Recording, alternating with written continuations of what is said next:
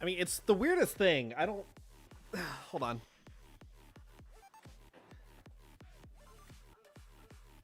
What did you do this time, Taylor? I didn't do anything. Hold on. So... There we go. We should be good to go. After, like, we have power and everything back, thankfully, now. But... like, even before we lost power with, like, the rolling blackouts and all that, we were having issues with our breaker tripping. Because our heater actually went out on Friday, like 2 or 3 days before, like, all the blackouts and everything started. And so when that happened, we decided, okay, we have space heaters, we'll just use those.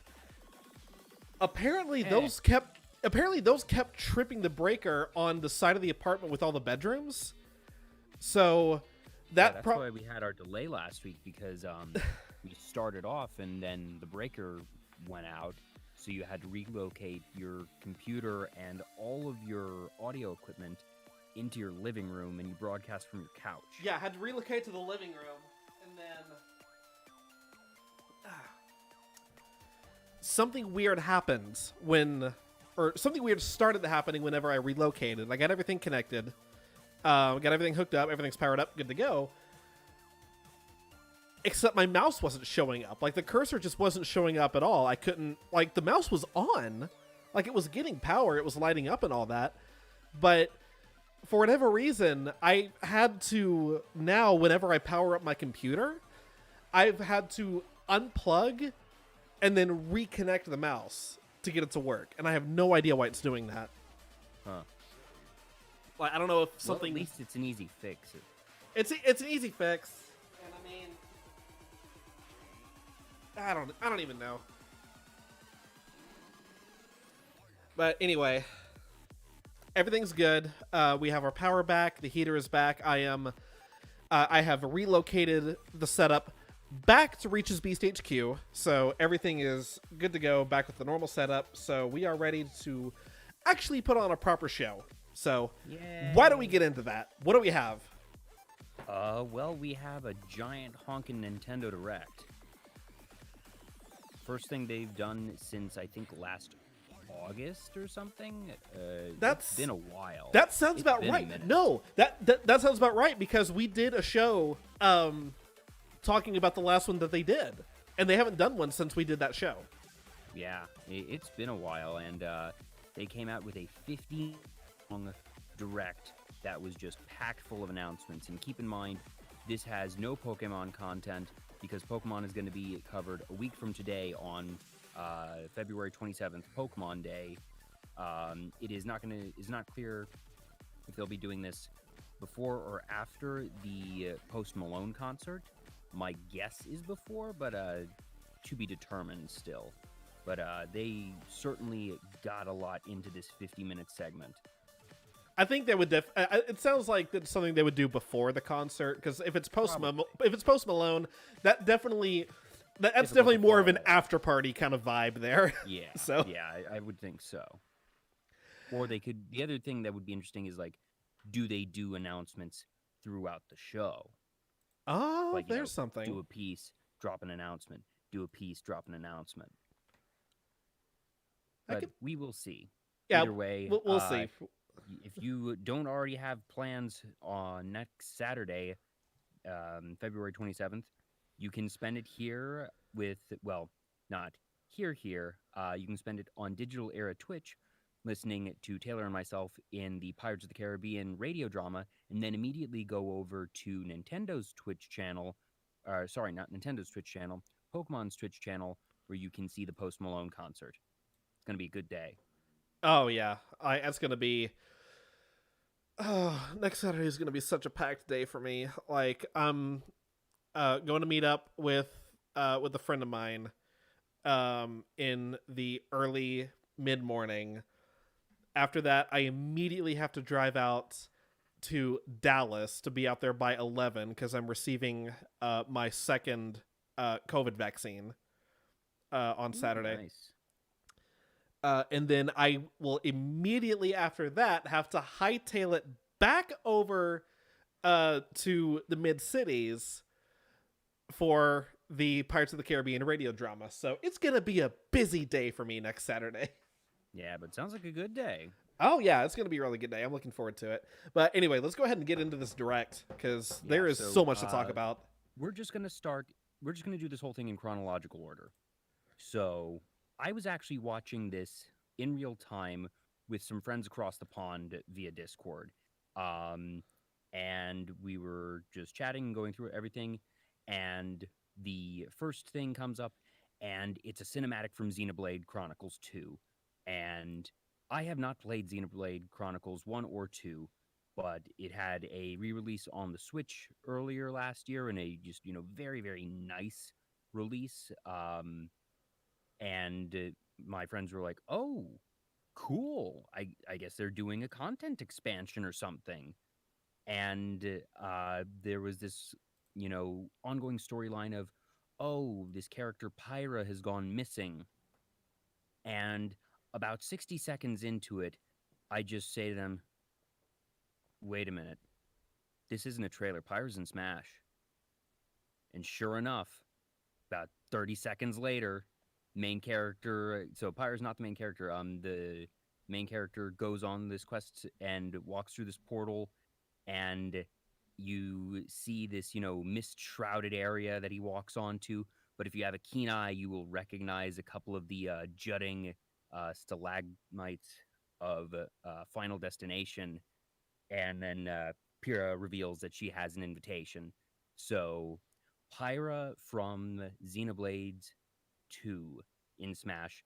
And then the kicker to all this is that her alter ego in the game, Mithra, is also in there. And we have not gotten a full lowdown on all this. I assume that Sakurai will be giving us his usual, basically, I'm calling it at this point a Sakurai direct, where he, goes in detail for any new character and shows all the mechanics. While we haven't gotten that yet, we'll get it inevitably. But what we got from this initial trailer drop suggests that the relationship between Pyra and Mithra is going to be very akin to that of Zelda and Sheik from Smash Bros. Melee and Brawl before the two characters were separated into being standalones each.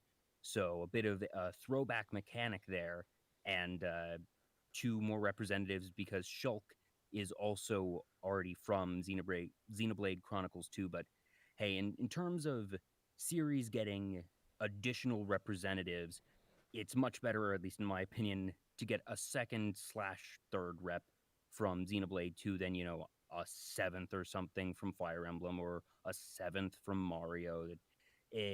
I'm always in favor of more diversity in the game, but I'm going to be a lot more forgiving if it's, giving us a second character when there is only one. So the models look very good. Plenty of people have referred to her as waifu. And interestingly enough, the streamer, may he rest in peace, Erika, apparently was a very, very big fan of Pyra. And there was actually a bit of time after the direct when his name was trending on Twitter because so many people were saying if Erika could see this, he'd be going ballistic. He absolutely would, and I really, really am sad that he wasn't here to see this. For sure. But like, as from what we saw in the direct, from like her mechanics and her play style, it definitely looks like a character I want to try in Smash. Yeah, she is a sword user. Sorry, folks, we got another sword, but this is more looking like, a Ike sort of just massive broadsword. There's a lot of flames involved.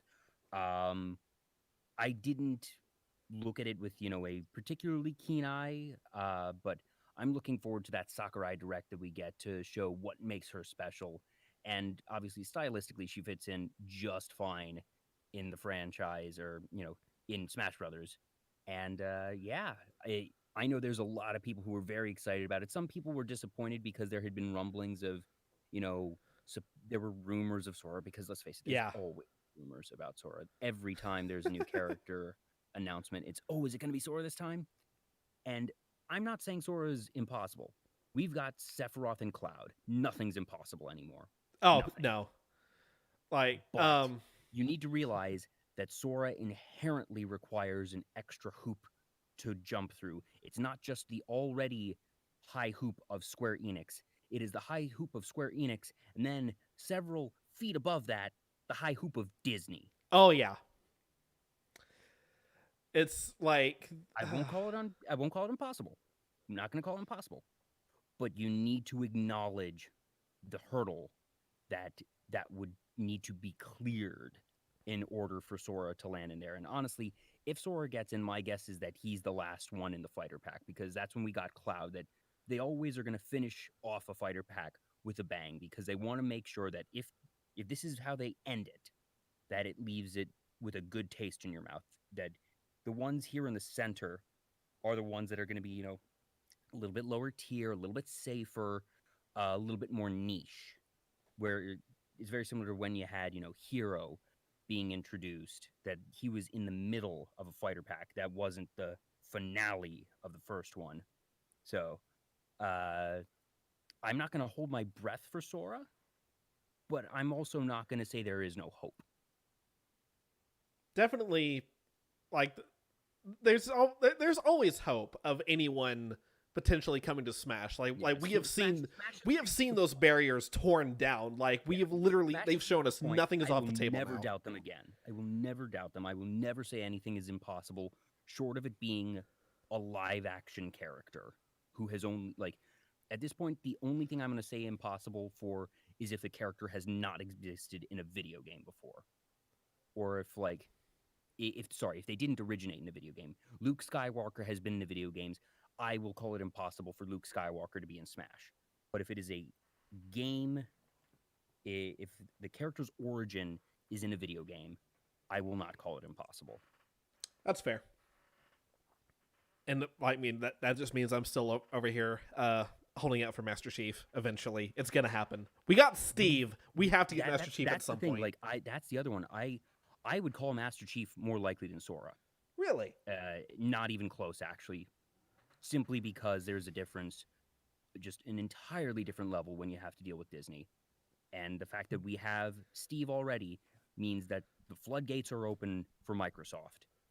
And you bet your ass that Microsoft would love to see Master Chief in Smash Brothers. At this point, like, I can't even fathom what the agreements must be like of who is paying whom in these arrangements. Oh God, yeah. Is Microsoft paying Nintendo to get Steve in Smash? Is Nintendo paying Microsoft? My guess is that there has to be some sort of profit sharing agreement, that there's probably no initial transfer of funds between companies. And obviously, disclaimer, this is entirely speculatory. I have a business degree and no inside information, so this is educated guess at best.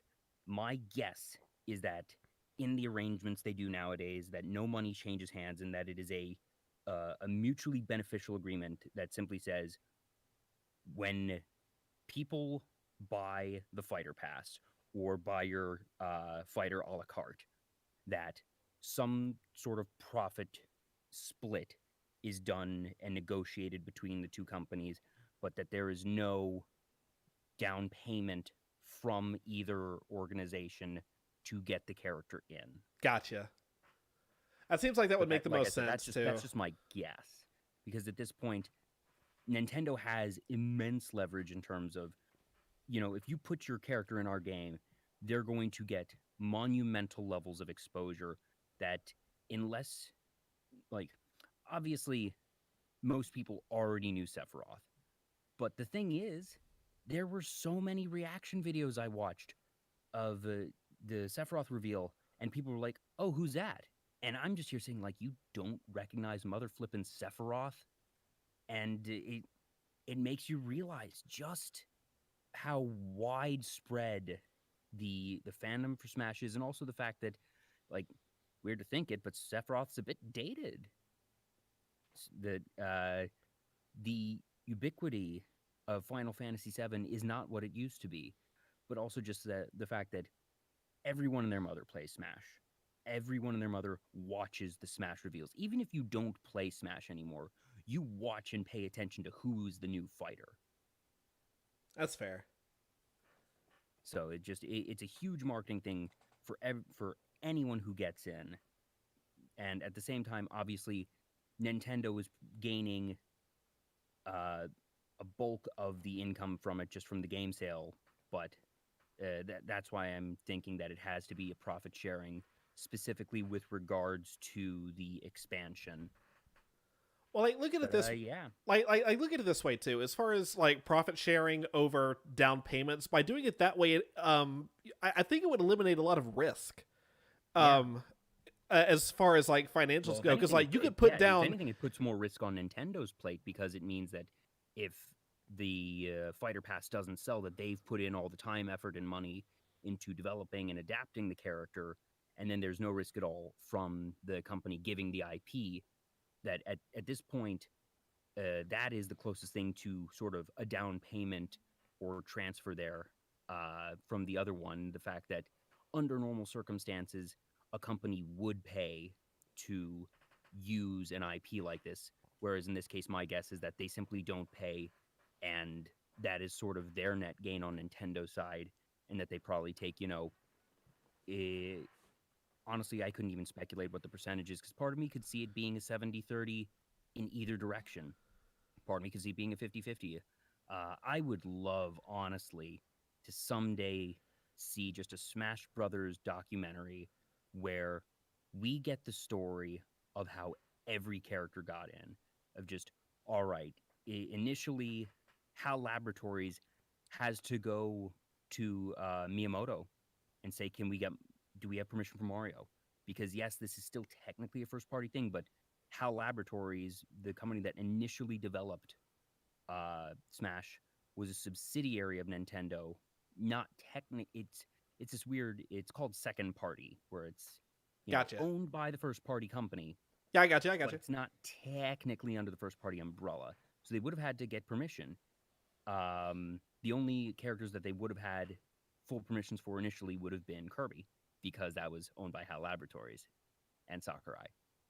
But then just, go through the history of, okay, they have to ask the Pokemon Company for Pikachu. We have to ask, I don't know if it would be Rare. Wait, no, because, sorry, I'm confusing things. Yeah, but, like asking for Banjo-Kazooie, who are they approaching? Who are they approaching in order to get Fire Emblem, and all these different ones, and just, like, to hear those stories of the creators and how they each were approached. I think that'd be such a cool documentary. That wouldn't be a documentary. That would at least be a miniseries. Yeah, of documentaries. Would require a miniseries. Yeah, like, honestly, something like that, as mainstream as Smash is, that could hit that could hit syndicated television. Yeah. I could see that. It's really just gonna be, Nintendo is not in the documentary business. someone would have to fund that, and just the amount of legwork that would be required would be staggering. I'd love to see it, but gosh. And then you'd also need to just get permission from all those other parties involved to actually share their stories. So the creation of such a documentary would be a monumental task unto itself. But I can dream. I can dream. Anyways, we should probably move along because we still have, Oh yeah. 45 minutes of the direct to get through. Up next was the announcement that, surprise, surprise, nobody was surprised at all. Fall Guys is coming to Switch. Yay. Yay. It's being released this summer. I hope Fall Guys still has. What am I saying? Fall Guys is still going to be played this summer. Oh, they're fine. They're Yeah, doing just fine. Yeah. Fall Guys is coming down from its, frenzy high at the end of last year. But I assume that Fall Guys is going to see full developer support and plenty of profits for the next 2 years and not break a sweat. So better late than never there, Nintendo. You missed the bus a little bit, but hey, people are still going to play it. And for those who, don't own one of the other consoles but like to play on console, like for me, I don't love playing those types of games on PC. I don't actually own Fall Guys. I might buy it on Switch because I enjoy having a controller in my hand for that particular style of game. All right. See, like I own it on PC, but as with many of the games that I own on PC, I play it with a controller. I have a Xbox 360 controller that's built for PC. My computer's had issues that I'm able to plug in my PS4 DualShock, but sometimes it just stops working. I don't know why. Maybe it's the particular game, because I've only tried that with one game and it's a third-party game, so maybe it's a glitch in that game and not related to my actual computer. Well, I mean, you also have a Mac, so yeah, but that's the other thing. I have a Mac. PC Master Race.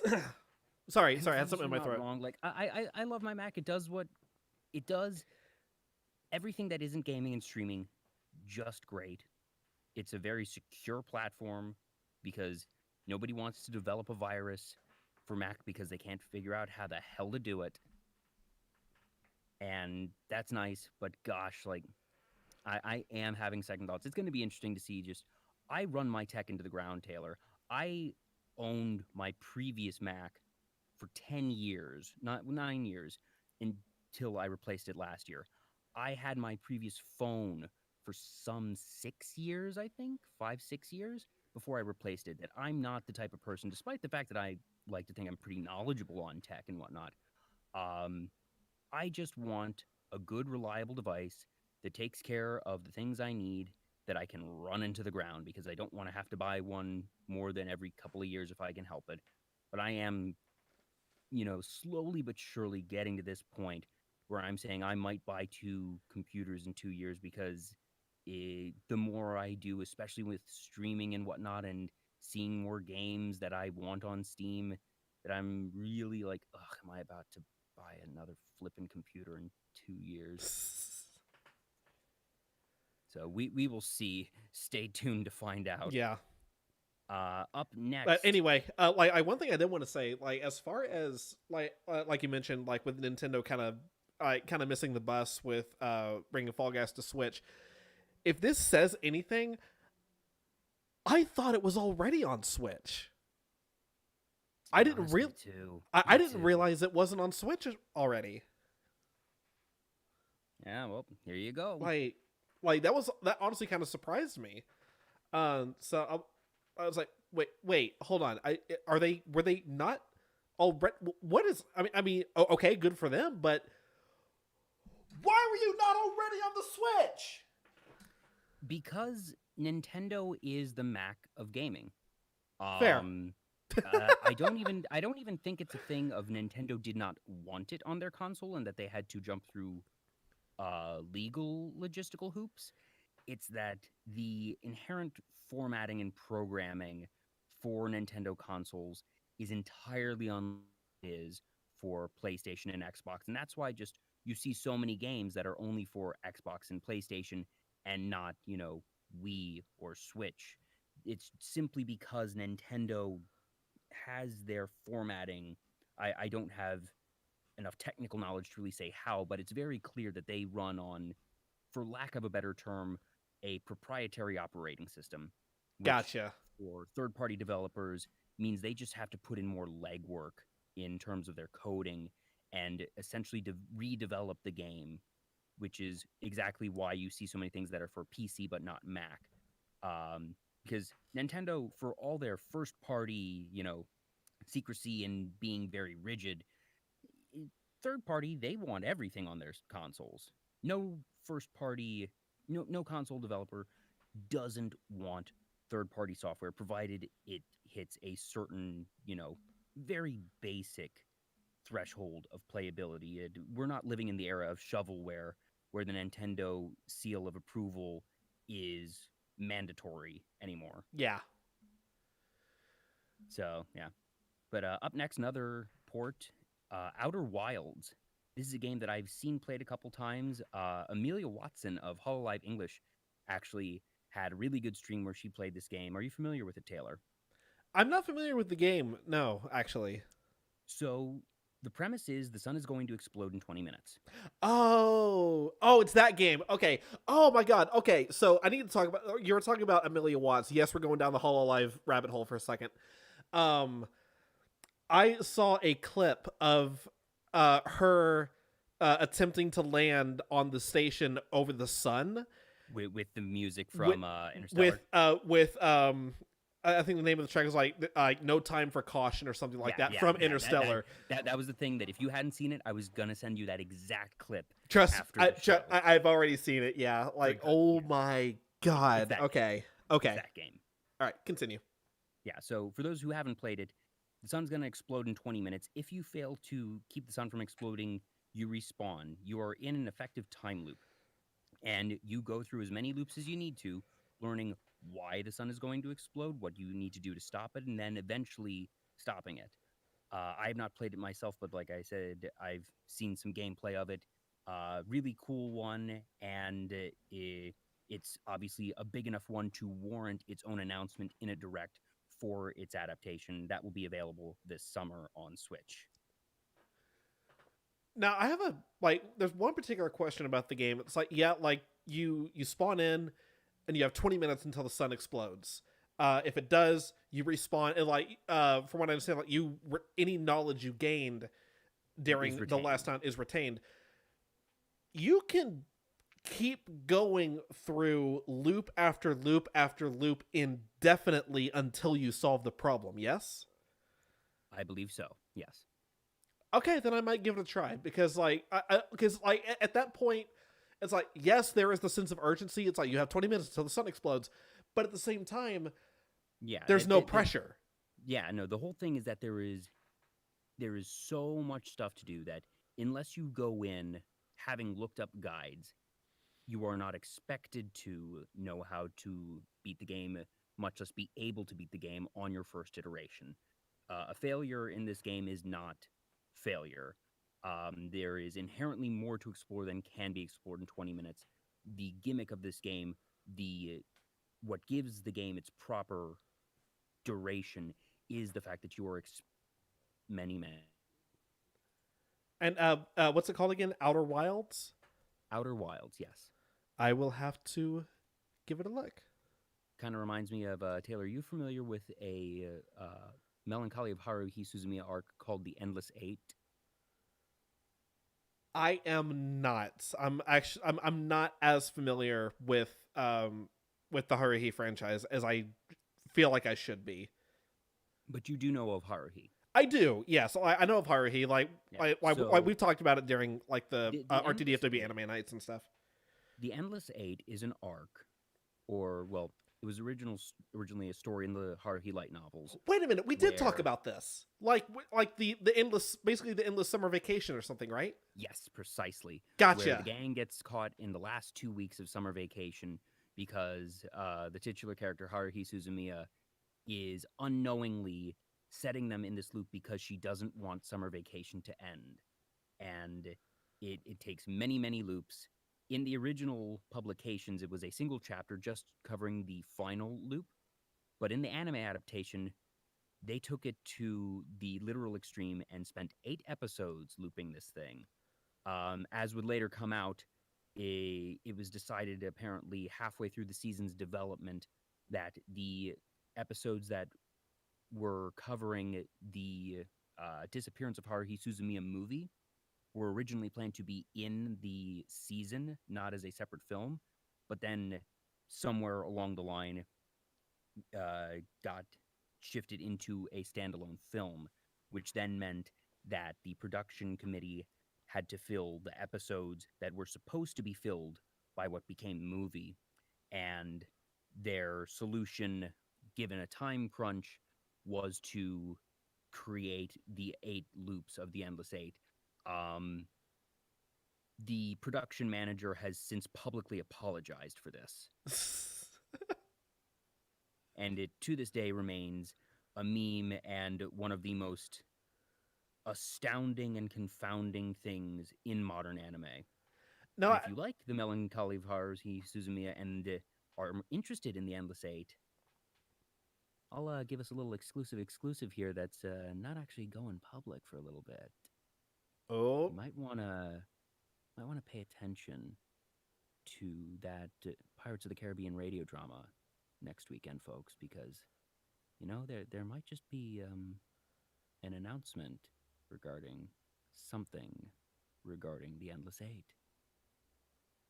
and Joel, where can people who don't already know listen to the Pirates of the Caribbean radio drama? I'm glad you asked, Taylor. That's going to be on Digital Era Entertainment's Twitch channel, which is just twitch.tv/Digital Era Twitch. I'm going to be the narrator, and Taylor, you are going to be, among other things, Commodore Norrington, I believe, if memory serves. Yeah. So this will be a lot of fun. My only regret is that Norrington and Barbosa don't actually interact with each other during the film. Yeah, that is because a fascinating thing. would- Those two characters never meet. They meet in the later films, but not in the first. Yeah, they meet, I believe, at some point briefly in at World's End, in the third one. But like that's the only thing I'm kind of disappointed is that I don't get to bounce off of Cameron at any point during this. But yes, our good friend Cameron is going to be playing Barbosa.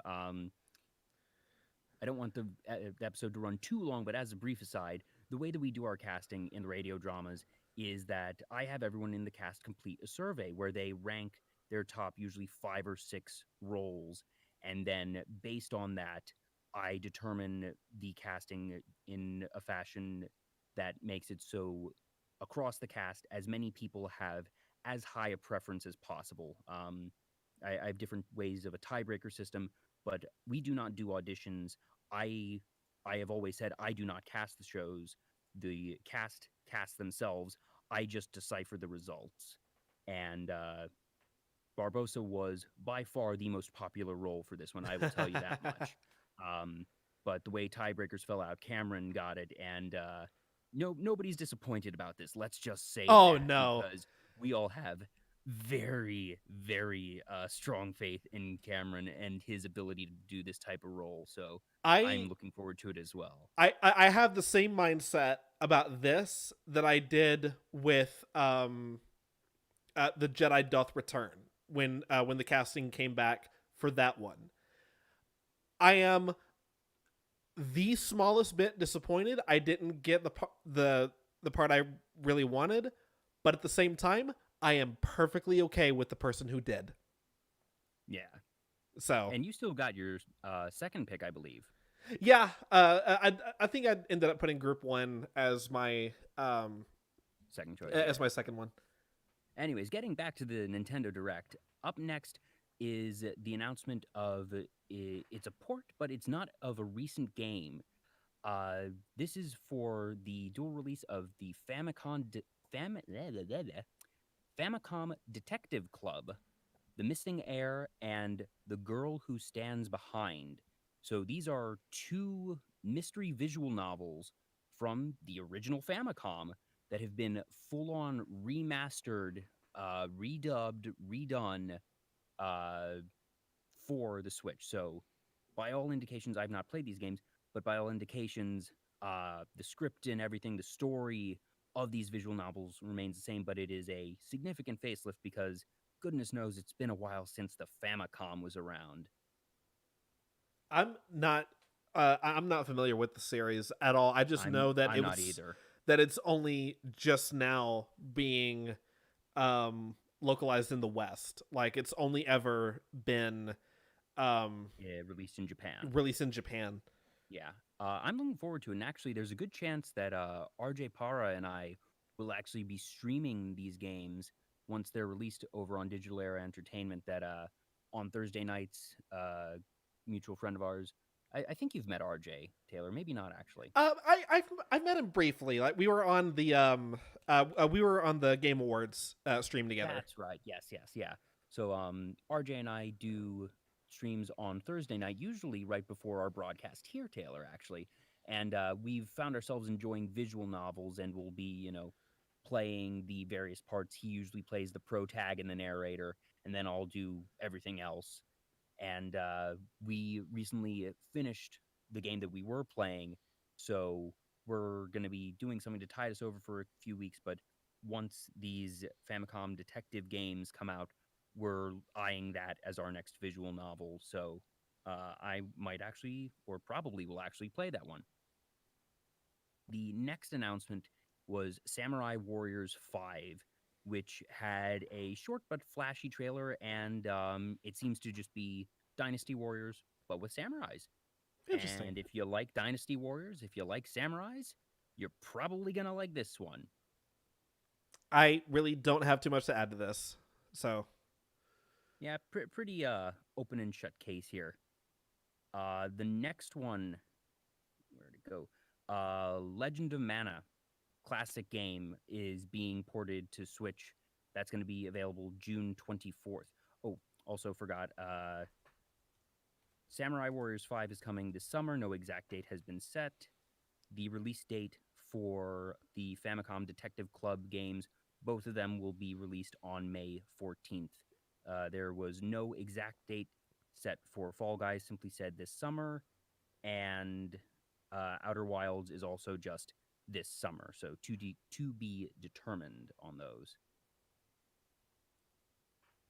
looking at next game. Oh, sorry. I'm looking at Legend of Mana now. Like again, it's one that I hadn't heard of, but actually watching the direct, it actually looks really like this one caught my eye. Like I might give this one a try.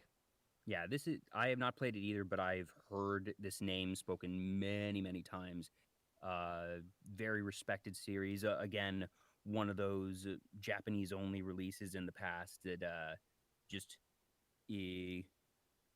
Nintendo and the Japanese game development scene was far ahead of the West, at least, in the 80s and 90s.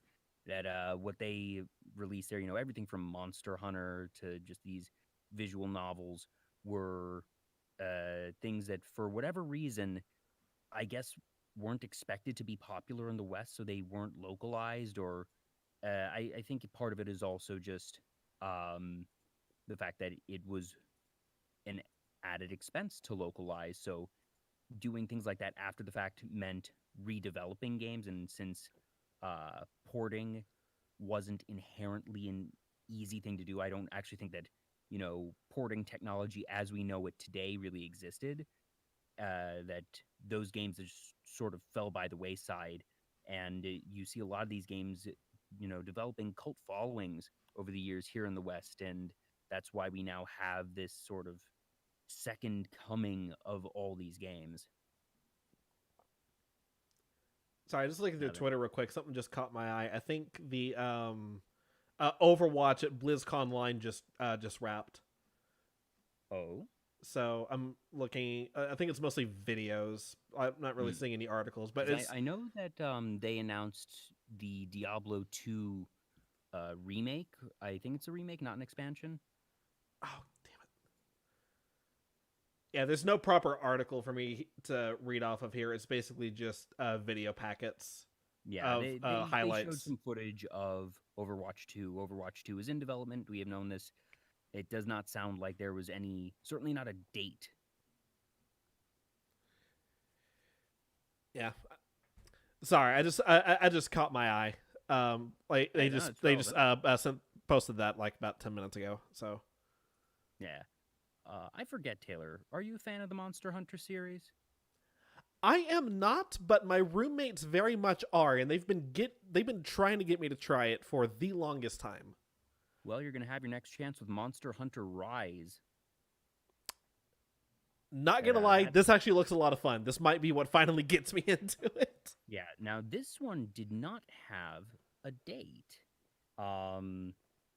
Oh wait, yes it did. Sorry, March 26th. So just over a month from now. Yeah, because we first heard about well, because like Monster Hunter Rise was actually first announced during the Game Awards.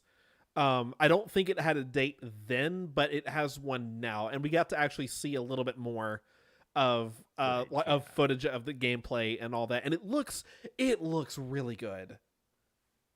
Yeah. Monster Hunter, despite the film adaptation completely and utterly bombing and getting banned in China for an admittedly racist joke, the series still seems to be doing just fine.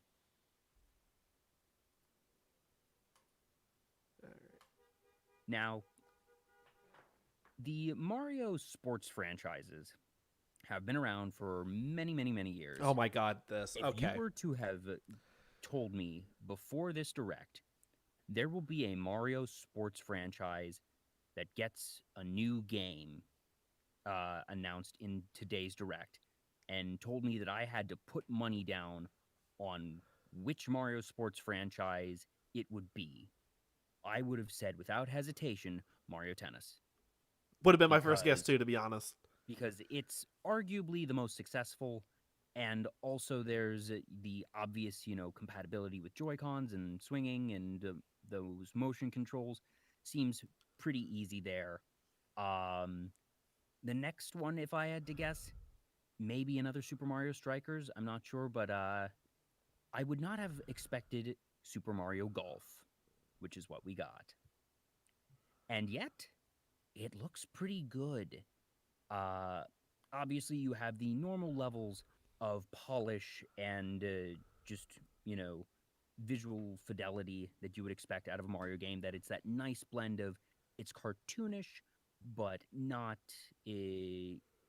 just completely stylized. That it looks like you're on a green, and your clubs look realistic, but uh, there's a very interesting mechanic or game mode that they have established. So there's two actually. The first is a career mode where, as you do in other Mario sports games, you build your stats over time, and you start off, in a lower rank and league, and work your way up, and eventually are going up against the actual Mario characters themselves with increased stats. But the other one, I don't want to call it a gimmick because it's an entire mode, is speed golf. And whether you play golf in person or have played golf, I don't care if it's Tiger Woods PGA Tour or Mario Golf, one of the worst parts of golf is the waiting. Because, all right, I hit my ball, I have a moment, and now I need to wait 5 minutes or however long. And especially if you're in real life, it's hit the ball, walk, walk, walk, walk, walk, walk, walk, walk, walk, walk, walk, wait for everyone else to hit the ball, hit your ball, walk, walk, walk, walk, walk. And if it's There's Tiger a Woods PGA Tour, it's still those turns, even if you're not having to do the physical walking between each hit there's and a each stroke. there's a reason I don't golf IRL. But to Nintendo's credit, they have figured out not only a sidestep for it, but a gamified way to do this. In speed golf, everyone plays simultaneously, and it is a race to the end because you hit your ball, but then you have to run. You need to dash. There's jumping. There's you can jump in front of your opponents, and everyone has to race to their respective ball to hit it again, and it's first to get the ball into the hole. So obviously, if you still have your better aim, you will be taking fewer strokes, and it's not entirely clear if it's 100% based on time, or if it's primarily on strokes, and then has some tiebreaker mechanic. But the mere fact that it is everyone going at once and that there is this racing competitive element layered on top of your normal golf, I think is brilliant. And it is clear that this is not required. You can do your normal golf, and if you want to just take your turns, you can do that. But if you want to spice things up, I think this is a very creative mode, and I actually really like it. I don't know if I'm going to pick it up, but I deeply respect the design here. They basically turned it into golf it or golf with your friends by Would I having not everyone play go those at once. games? I've played golf with your friends is a lot of fun. I played a while back with some other RT community people, including Phil from RT Buckeyes. But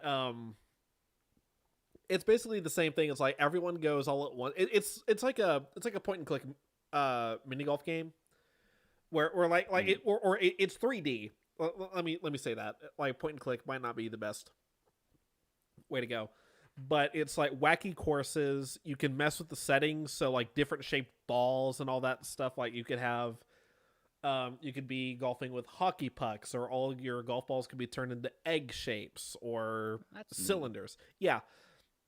And again, it's a whole thing of like everyone is going at once. And that's not necessarily a race. Like it's strictly who can get the fewest strokes. But it is It's a mechanic quirky. that I'm already familiar with, and sounds like it could be a lot of fun, especially when put into an environment like Mario Golf. Yeah, so Mario Golf Super Rush will be available on the Switch on June 25th. The next announcement is a port. Tales from the Borderlands is coming to Switch. So if you need your Borderlands fix between now and the movie, and you want to play it again on Switch, here you go. All right, there you go. Yeah, not a lot to say there. The next one is there's going to be a special. I forget which company it is, but they're getting a new package of the Capcom Arcade Stadium is available now. Actually, Oh, that's right. so I believe this is. I don't know if this is a standalone game or if this is as part of their virtual arcade that is free with the Nintendo Online subscription. Can you check that for me, Taylor? I can. What was it called again? Capcom Arcade Stadium. Because if you get a Nintendo Online subscription, you get free access to a bunch of just classic arcade and NES and SNES games. But I can't tell if if these Capcom games are being added to that catalog or if it's a standalone purchase. Gotcha. Sorry, give me just 1 second here. I'm absolutely going to milk the fact that this isn't Twitch and that we're doing this on YouTube, so I can do this. In the meantime, I'll fill the space with No More Heroes 3. I have not played any of the No More Heroes franchise, but this is one that's... Gosh, I feel like I'm always saying I haven't played this game, and admittedly just working in the games industry means that your game consumption just plummets. And I still play a few games, and I stay, like, aware of a lot of things, but I do feel bad that I keep saying I haven't played it. But No More Heroes, that's one that just... It was one of the real quirky standouts from the original Wii. It had No More Heroes 2 released a couple years later, and now we're getting No More Heroes 3 on August 27th. This is definitely this is about as cult classic Nintendo exclusive franchise as one can get. It is stylish. It reminds me a lot of Saints Row. The titular, well, sorry, not the titular character, but the main character, Travis Touchdown, is back and fighting off an alien invasion, and it looks really colorful. And this might be the one where I finally pick up the game, because I'd heard that the original No More Heroes was a little bit buggy on the original Wii. For whatever reason, I didn't pick up 2, but 3 is catching my eye for sure. I just looked it up. The Capcom Arcade Stadium It is available as a free download on the Nintendo Switch. Okay, yeah. So cool. So I'm probably just it's gonna pick that its up own for little free standalone thing. downloads. Yeah. Have you played No More Heroes at all, Taylor? I have not actually. Well, I can tell you that neither of us have played this next game because it's a new one, a new franchise. Well, not necessarily a franchise, but it's a new IP called Neon White. And did you ever watch Bleach, Taylor? I haven't watched it. I know of it. It didn't really These catch my characters interest. look like they're right out of Bleach. Gotcha. They look like a group of characters that were known as the Espada, which was these humanoid hollows. And this is a very stylish looking game that we have here. That it reminds me actually a little bit of No More Heroes, um, but it seems to be almost like a little bit of Mirror's Edge, a little bit of a It's I would. The, this is gonna there's like a card mechanic. This thing looks weird, JRPG style and complexities, but it also looks like fun. This is quirky, and it will be very interesting to see if this one lands or not. But props to the development team for creating something that is extremely distinct, that you will not confuse this for anything else. And I hope that it does well. you want to And that's know going to be coming out winter of this year. you want to know the first thing that comes to mind when I look at this. Arc Knight meets Devil May Cry. Ooh, okay. I like the Devil May Cry analogy here. Like Yeah, like looking at it strictly from an aesthetic point, like looking at like the main cover art that they have on the Nintendo website. At least from an aesthetic point, I'm definitely getting like Arc Knights meets Devil May Cry. Um, as far as like the gameplay mechanics go, I can't really think of. it's not really clear yet what the mechanics are because there's Yeah, cards here, but there's free running, some shooting. There's a good shot of one of the characters sniping. So the last game I can think of that really had cards and combat as a mechanic would have been Kingdom Hearts Chain of Memories. Also, I'm 99.9% sure that was Steve Bloom voicing the main character. So, for those of you who follow voiceover, that would be Spike Spiegel, Amon from Legend of Korra, basically one of the biggest names in voiceover. Just absolute veteran of the industry and an absolute juggernaut of a name in terms of talent. So, hearing him being part of the project actually I think adds a level of pedigree or at the very least legitimacy that they put in the credibility. funds Yeah, to get Steve Bloom here. So props to them. The next game up had another extremely recognizable voice that I heard this one I was like, oh, hi there, Tara Strong. um And Tara Strong is best known for she was Raven in Teen Titans. She was Twilight Sparkle in My Little Pony. She's Timmy Turner in Fairly Odd Parents. This Tara Strong is one of the voices of your childhood, whether you realize it or not. She is incredibly talented, and she is voicing Barbara Gordon as Batgirl in DC Superhero Girls Teen Power. I can guarantee you this is not a game I'm going to be playing. It looks like, it it looks like what you'd expect with the name DC Superhero Girls Teen Power. And you know what? That's just fine. I'm glad that the game's getting developed. That not every game needs or should be developed for the males aged 18 to 34 demographic. I'm glad that they have this. It's very clearly targeted towards that 18 to 4 sorry 8 to 14 demographic. and I'm glad that it was given the light of day here on the Direct. I'm not gonna play it, but yeah, there you go. It definitely looks like a lot of fun. The art style is really nice, like very simplistic, but it looks really really good. Um, Yeah, the production quality is absolutely here. This is not some cheap, you know, underdeveloped game. yeah, and it is currently available for pre-order on the Nintendo Store for $59.99. So your typical um, at launch retail price for a video game, which Yeah, makes me think that if it's standard retail launch price, there is a lot of game to be played in this game. Like it's yeah, at least I probably. would You know, certainly hope this reeks so. of the classic, you know, like Battle for Bikini Bottom type of Nickelodeon release that you would see, which those were still very good games. Heck, Battle for Bikini Bottom sort of became a cult classic in its own regard and got a re-release a year or two ago. Up next was Plants vs. Zombies Battle for the Naberville Complete Edition. So this seems to just be a compilation of all of the 3D Plants vs. Zombies games for the Switch.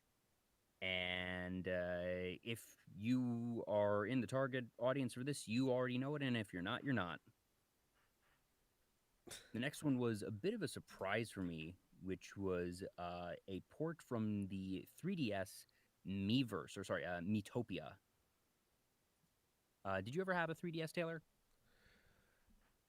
I did for a brief amount of time, but it was one that I actually got like it used to belong to my sister, and then I just like she didn't want it anymore, so I asked if I could have it, and I did, and I got it. And I honestly couldn't. I think the most I ever played with it was Lego Star Wars on the 3DS, and that was about it. Mm. Yeah. Well, so Miitopia is one of those games where you take the Mii that you've designed for yourself, and that is the character, and you are going around meeting other Miis that your system has come in contact with, and doing mini games, going through different trials and whatnot. This would be the type of game that is probably not going to see that $60 price tag, but a lot of people have very fond memories of this on 3DS, so it's nice to see it coming back. And yeah, speaking of social games, there is the update for Animal Crossing that we all basically expected, but it's nice to see it in practice. For those of you who haven't played Animal Crossing games, in every Animal Crossing game since the one on the GameCube, there's always been a set of Mario items. Usually, these items are just simple pieces of furniture that when you tap A next to them, they will make their expected sound effect. So there will be, a coin and it does a little da-da if you tap A next to it. The most functional it got was in the original GameCube Animal Crossing. You could actually acquire NES games that you would put the furniture in your house. It would be a little NES with the game box on top of it, so you could get everything from Excite Bike, Donkey Kong, Clue Land. I think there was like 15. Um, and if you tapped A next to it, you'd be able to actually play the game, which was super cool. I actually collected these on my original Animal Crossing one and made just the entire upper level of my house an arcade, and that's the first time I ever actually played the original Donkey Kong was on Animal Crossing. That is not coming back for this one, but as part of the Mario 35th anniversary, there have not been Mario items in Animal Crossing New Horizons yet, but we are getting it this March for that celebration with that update. I expect it'll be on March 10th for Mario Day. And what is interesting is while you don't have the full NES games, that you have the most functional Mario furniture ever. So instead of it being just a brick block that you stand next to and you tap it and it makes a little break sound, you can place it and then walk under it and the block will bump. Or the coin you put on the ground and you can actually walk through it and it will disappear and make the little bling and a couple seconds later reappear in its spot. The most significant of these is the warp pipe, which in the past you would place it on the ground, tap A next to it, and you hear the doot doot doot. But here they come in pairs, and you drop one, and you drop the other, and if you go in one, you come out the other. So we now have warp functionality in Animal Crossing.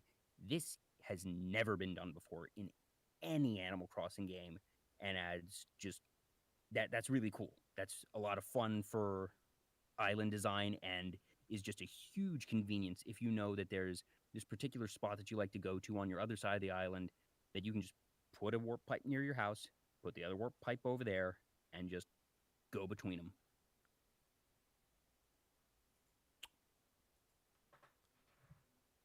I really need to start playing Animal Crossing. It's such a soft, fun game, and it's super cute, and just it's one of those things. It is Nintendo's Minecraft. That is the best way that I can describe it. You know what? That's actually a fair assessment, I think. And New Horizons more so than ever before, given the amount of terraforming options that you have compared to previous games where it's not just, all right, you make your house. It is you can literally craft your village. You get to decide where your villagers' houses go. You get to do all these different designs. That it is your own little bonsai garden where everything is happy and everything is cute. It's just relaxing and it's a good time. You sort of missed the bus here from the release last year, but definitely a better late than never thing. And if you get it, Taylor, I would love to visit your island. Yeah, I think because we only have one Switch in the apartment and it's not mine, but I don't think anyone that I live with plays Animal Crossing, so I could absolutely be the one to claim the one island per console allowed. Nice. So the next one up was given a full, I think it was 5 to 7 minutes. It is called Project Triangle Strategy, which is the working title from the company that brought you Bravely Default. I think it's just Square Enix, actually. Need to double check, but basically, it looks like I said, let me Google and double check. Project Triangle Strategy is from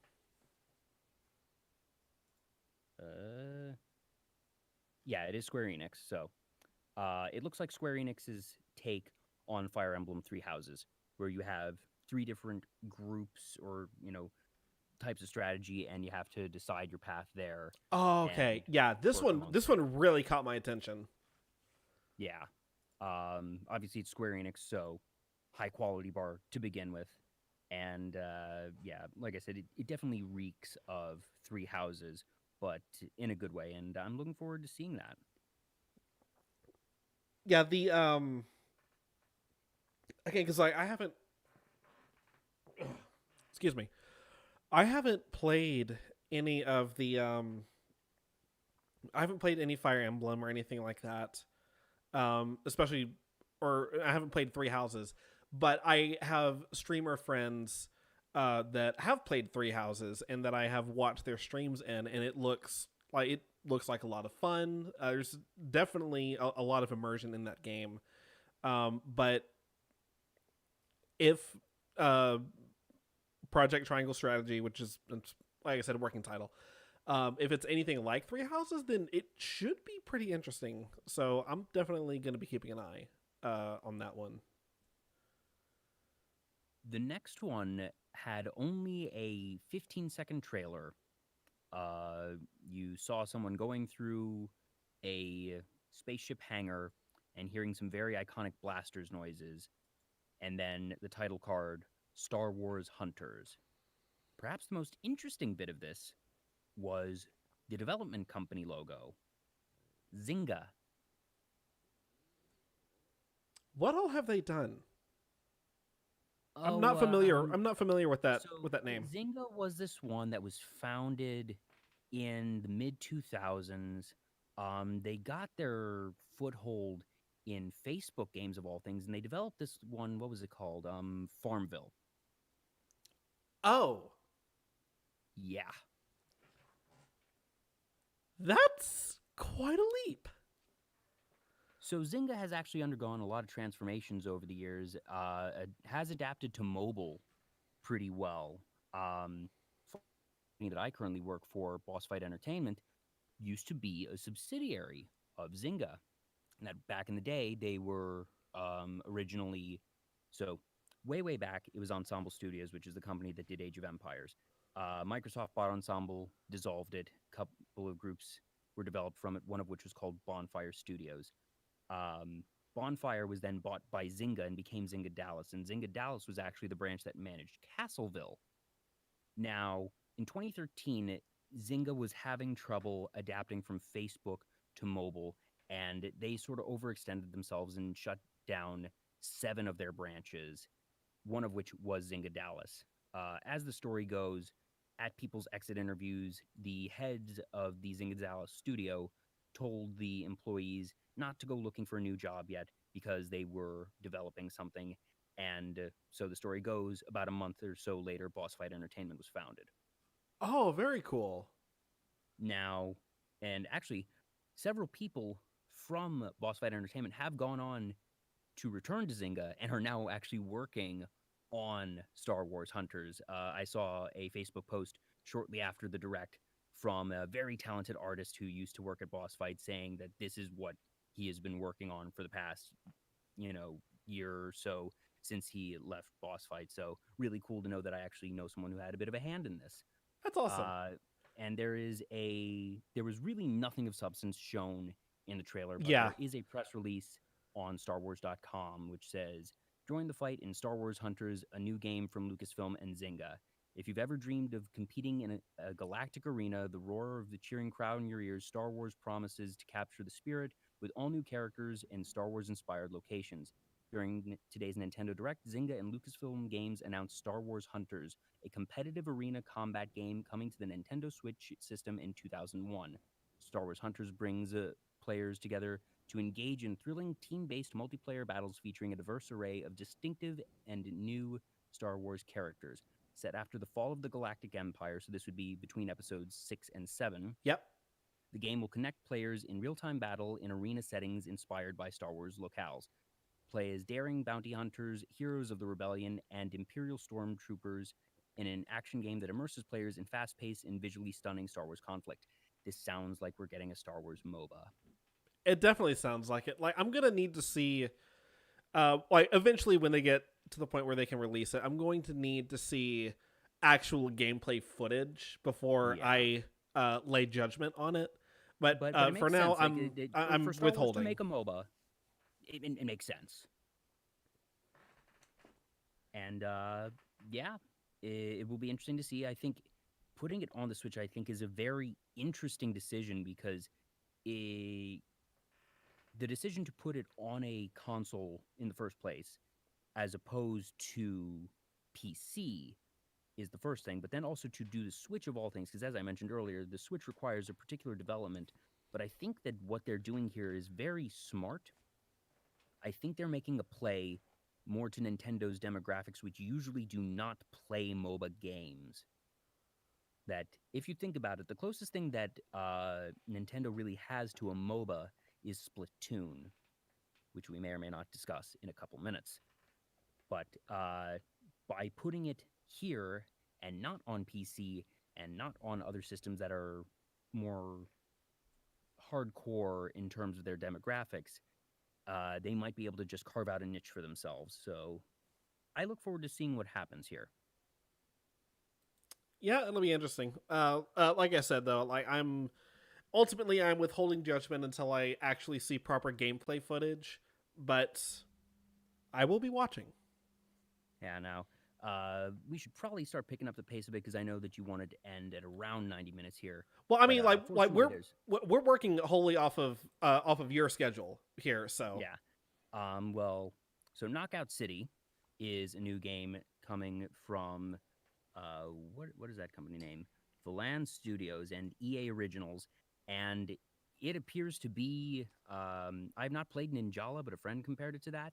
It looks like if you combined Overwatch with Dodgeball. The basic concept here at play is Dodgeball in sprawling cityscapes.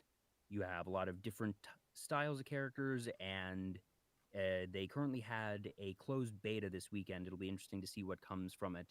But very stylish and different to say the least. I'll be honest. For a second, I thought this was when the video packet first started for it.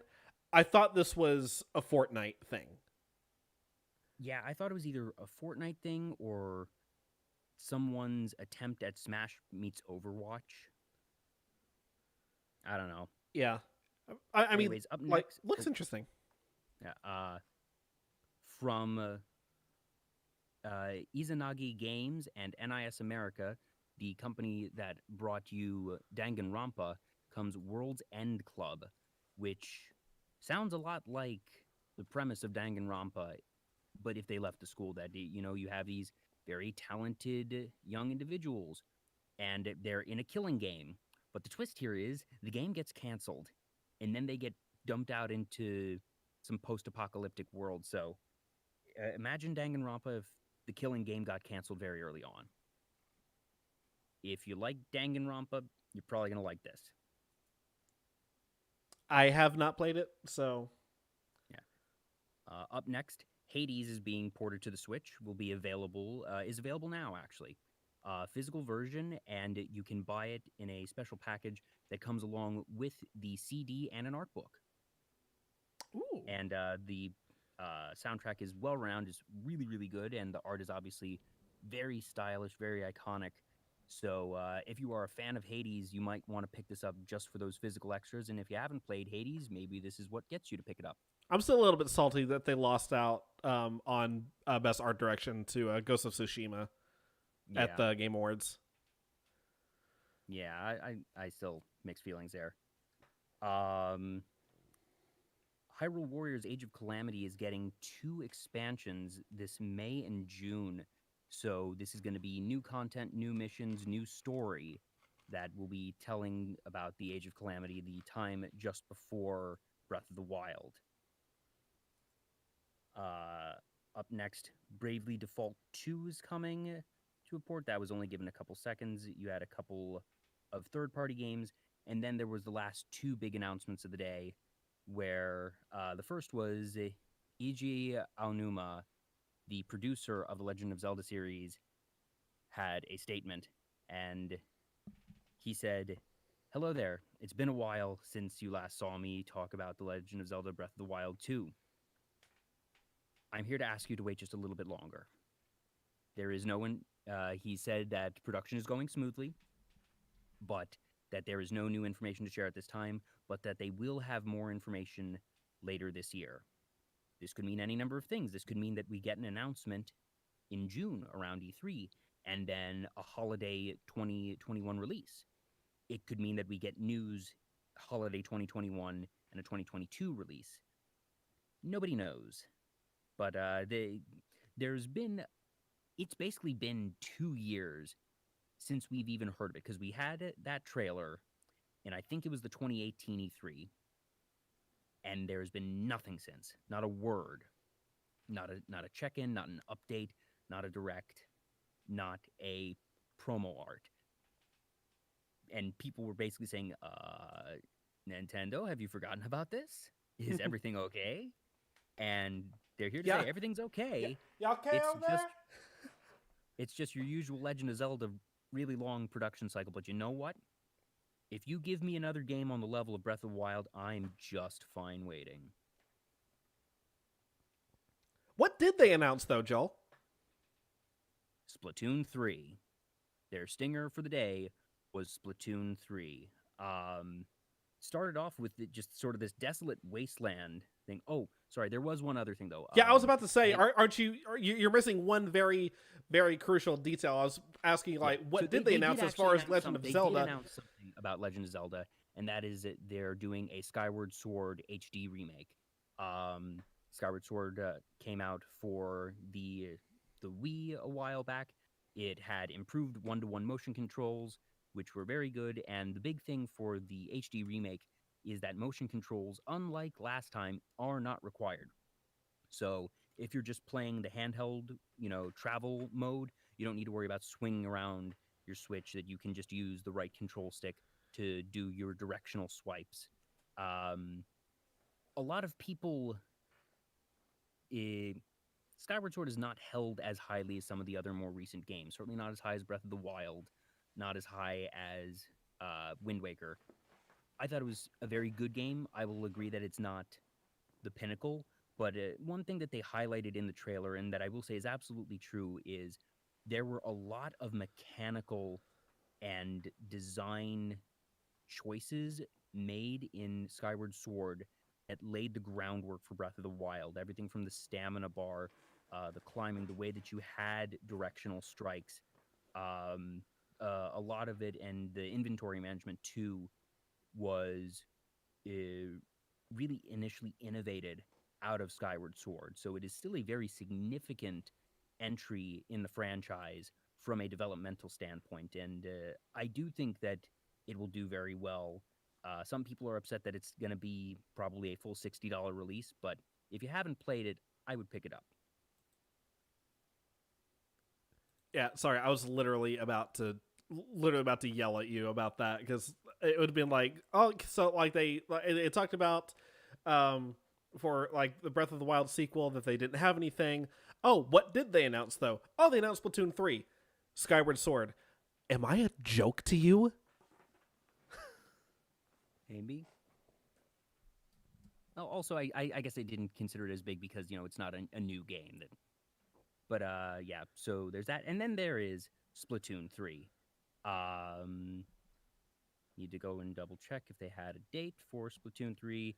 It opened up in what looked sort of like a almost Borderlands style locale. Almost, yeah. Also, but like watching it too, as soon as that video packet started, I think within like 10 seconds, I was like, Splatoon 3? Splatoon 3? Are they announcing Splatoon 3? Yeah, because they were pretty clear about it as soon as you saw the inkling, and just they were showing there's going to be increased customization options here, which cool. And they didn't actually show any real new gameplay until after they had this cinematic, and it was neat. And one interesting thing was where we drop in squids. I love it. It seems like the spawn system for this starts with you in the air, a la Apex, a la PUBG, a la Fortnite, where you are dropping in on the battlefield instead of spawning at a spawn point. And I like that. I think it's cool because it adds a new level of strategy and gives you just a bit more excitement at the start of a round. Yeah. And no exact date has been set, but they have said that it will be released in 2022. So we got it. So we got pretty much at least a whole year before. Yeah. We get our hands on it, which I mean I'm fine with that, because this is the part where, like, I think I've already told you this. Like, Splatoon, the most exciting game I have never played. Yeah, but of interest, they had actual gameplay in this. It was not just the cinematic, that they had some actual gameplay. Oh, footage. yeah. It was only a brief 15-30 second bit, but that does show that the game is, at least knee deep in development. Yeah, I might go ahead and pick up Splatoon 2 at some point here pretty soon, just so I can play it and get a feel for the game and what it's like before Splatoon 3 comes out. Because I'm honestly, like, as soon as I saw it, I have never, ever played Splatoon, and I was hype as fuck for that Splatoon 3 trailer. Did I ever tell you that I got to play the original Splatoon 1 before almost anyone else, because that was the year I went to E3? I don't know if you have or not. So, you know that I toured once upon a time with Video Games Live, correct? Yes. So, in summer of 2014, Video Games Live had a show at E3. It was at the time the Kodak Theater, is now the Microsoft Theater. It's the big one in LA Live next to the LA Convention Center. And I was not initially slated to work that show, but I contacted Tommy Tallarico, the guy who runs Video Games Live, and it was like, um, I would love to go to this show because one, it was an absolutely stacked show with announcements and more guests than they've really had at any other performance. But also, it was like, um, if I'd be able to go, would it be okay if I put Video Games Live in a E3 credential application? Because keep in mind, E3 is not a convention; it is a trade show. You need to qualify and be in industry in order to attend. And he said, "Yeah, I'll whip up a Video Games Live email for you and basically sign off on anything that says that you're with the company." And because he was going to E3 as well, that the show was in the evening. So prior to graduating college, it was no, it was the summer after I graduated college. Um, I went to E3 2014, and I wasn't able to go to any of the pressers. I was staying at a family friend's house and was watching all the streams from their guest room because you have to get a special invite to go to the pressers. Yeah. But that was the one where Splatoon was announced. And when I went to the show floor, like I can send you pictures of this, Taylor, of just the giant 2-tier setup. And I got to play Splatoon in its the early beta when it was on the floor of E3 2014. That's awesome. It was a good time. Haven't been able to go to E3 since, but hope to get back there someday. Oh, for sure. Like I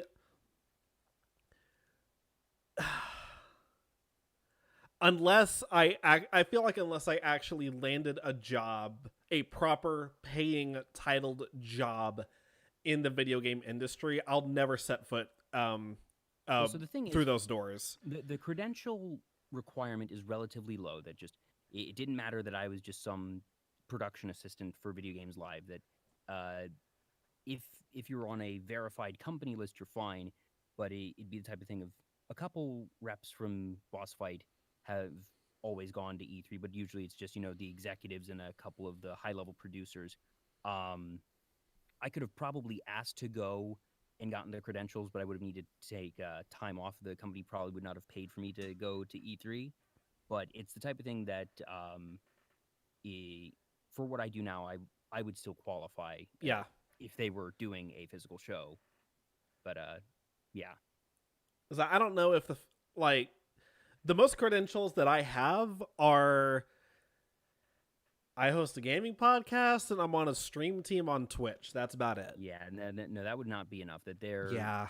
Yeah, I didn't think you would so. need to eat for media credentials. You would have to be in an establishment, like you would need to be working for Game Informer or IGN, or they seem to be a bit looser with international publications because obviously there aren't as many representatives. So I saw some publications that were obviously from Latin American countries that I hadn't heard of, but that's probably because they want more of an international presence because that helps them pad out their statistics. And it's if you're willing to pay to get there, that they're a bit more willing to give you the badge because they know inherently that fewer people are going to apply from international areas to be there, so they're able to afford to be a bit more lax on their standards there. But in terms of like domestic gaming media, you would not be able to get in saying that you were part of the LAN Party podcast, unfortunately. Or the fact that I'm a member of an official stream team on Twitch, the You would need Aura to Guardians. be part of a much larger stream team. Gotcha. I mean, you could probably try. It doesn't cost anything to apply, and if they send you a rejection, they send you a rejection. But maybe in a couple of years, fill out the form just for the hell of it. Yeah. So, but I mean, like you said, like there's a little bit more leniency towards like international publications and stuff like that. That is the indication I got.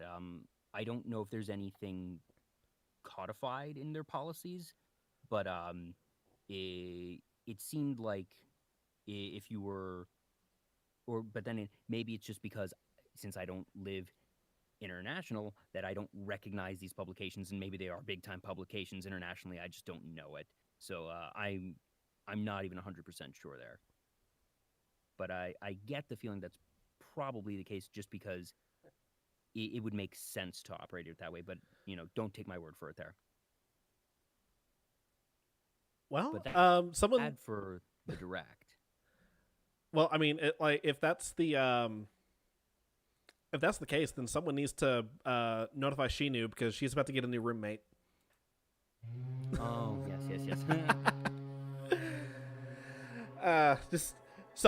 What you're saying is all I have to do is move to Australia and get on board with a publication over there. Then I can fly back to the United States and actually get into E3. It's so simple. That's exactly what I'm saying, by which I mean don't take my word for it at all. Too late. Already booking the flight. Okay, sounds good. All right. Well, we're gonna go ahead and wrap there tonight, guys. Thank y'all for tuning in. There was one last thing. We'll only talk about it for a minute or two, but there was another movie trailer that came out the other day. Last week we mentioned the Fallout film and the confirmation of Sonic the Hedgehog 2. Oh, right. This week we got a trailer for Mortal Kombat. And it looks like a cheesy, bloody blockbuster. It does not look like it's particularly inspired. But the thing is, of all the series that could get away with just a stupid, over-the-top, bloody, cheesy popcorn flick, It's Mortal Kombat's the Kombat. one that could get away with it. I mean, that's basically all their movies have been in the past, is exactly this. So, Yeah. I mean, if it ain't broke, don't fix it. Interesting. The release date is surprisingly close. It's supposed to drop on April 16th of this year. And it is... I forget where it's being released. I think might have been HBO Max. I need to double check that. That's, what, about 2 months out? Yeah. Yes, it is being released in theaters and on HBO Max streaming service by Warner Brothers. So, if you have HBO Max, you can see it. Cool. I don't, and I honestly have no particular interest in it. Nor But, do I, but maybe I'll do a stream with a friend sometime and watch it, or like get a trial to just see what the deal is. But it'll be interesting. Yeah, sounds good. All right, now that's all we got. Now can I play my outro music? Yes, you may. Are you going to interrupt it again? Do you want me to? Don't answer that. All right, that's going to do it for us, for real, because, Joel, I know you're going to be over at Anime Night for RTDFW here in a bit. But other than that, I guess we will see you next week, hopefully at the normal time. That's my fault that we didn't broadcast on Thursday. I was just exhausted. I had no energy. But yeah, just the usual stuff. I don't even know what to say at the end of these anymore. Really, like I got nothing. Tune in to Digital Era Entertainment, twitch.tv/Digital Era Twitch this Saturday at what, 2 p.m. Central? The radio drama presentation of Pirates of the Caribbean: Curse of the Black Pearl be starting at 3 p.m. Central Time, 4 p.m. Eastern Time. That's twitch.tv/Digital Era Twitch. Okay, that actually gives me a little bit more time than I thought, because I thought it was starting at 2 for us Central Time. Okay, so I have plenty of time to get back from Dallas then. That's fine. All right, but yeah, tune into that next Saturday. We will see you here again this Thursday, usual time, 9:30 p.m. Central. I'm going to bed. Arr.